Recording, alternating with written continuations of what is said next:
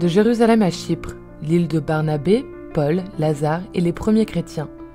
Le livre des Actes des Apôtres raconte que les chrétiens qui s'étaient dispersés à cause de la persécution qui avait éclaté après le martyre d'Étienne étaient venus jusqu'en Phénicie, à Chypre et à Antioche, où se trouvaient des communautés juives florissantes.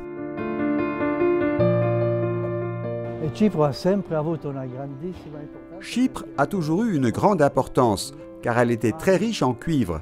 Comme il y avait cette richesse naturelle, tous les peuples la voulaient, à commencer par la Syrie, puis l'Égypte, la Perse, tous les peuples. Une très longue histoire, mais pour nous, ce qui compte, c'est l'histoire du début de l'évangélisation. Les Actes des Apôtres racontent qu'à Antioche, sur l'Oronte, il y avait une grande communauté de prophètes et de docteurs. Le plus important d'entre eux était Barnabé, un lévite de Chypre.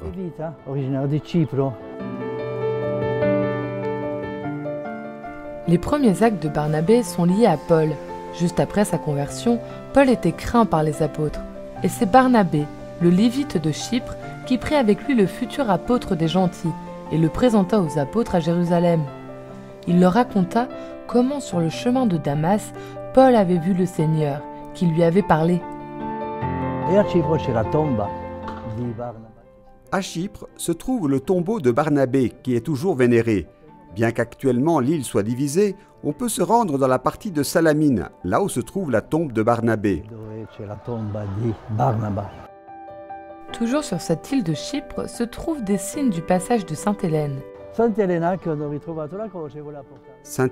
quand elle a trouvé la croix, voulait en emporter un gros morceau à Rome.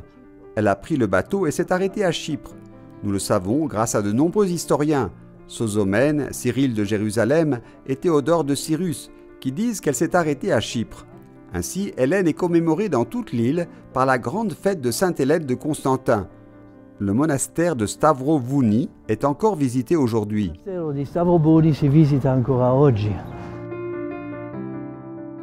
L'une des histoires les plus curieuses de l'île de Chypre est sans doute celle de Lazare.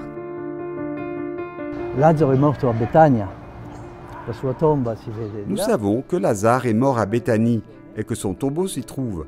Après la résurrection, les Juifs ont voulu le tuer. L'évangile de Jean indique clairement que c'est la raison pour laquelle Lazare a dû quitter cette terre, prendre un bateau et se rendre à Chypre. Il y aurait rencontré Barnabé, qui l'ordonna évêque de Kition, une ville très ancienne, aujourd'hui située à côté de Larnaca. Et il y a sa tombe. L'empereur Léon VI y a construit une belle église en 900, ramenant les reliques de Lazare à Constantinople.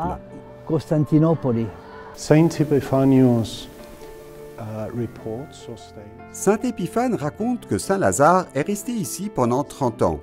Ses reliques ont été enterrées dans la tombe sous l'église, car, comme nous le savons à Chypre et ailleurs, de nombreuses églises orthodoxes ont été construites sur les tombes des saints. En 890, les reliques ont été trouvées dans la tombe sous l'église. L'empereur Léon VI, le sage, a demandé que les reliques soient transférées à Constantinople, et seule une partie a été laissée ici, et nous pouvons les voir dans la châsse derrière moi.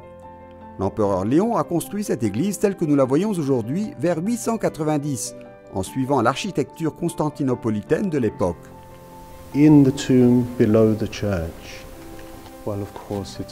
Bien sûr, c'est une grande bénédiction pour nous, ici, dans la métropole de Kition, car nous avons Saint Lazare comme protecteur. Il est également le saint patron de Larnaca et il y a beaucoup de dévotion. De nombreuses personnes viennent ici chaque jour pour prier. Pendant le carême, le dimanche de Lazare, il y a une grande fête dans cette église. Dans le prochain épisode, nous parlerons de l'île de Chypre aujourd'hui, ses églises, le dialogue œcuménique, la présence des réfugiés et leurs défis.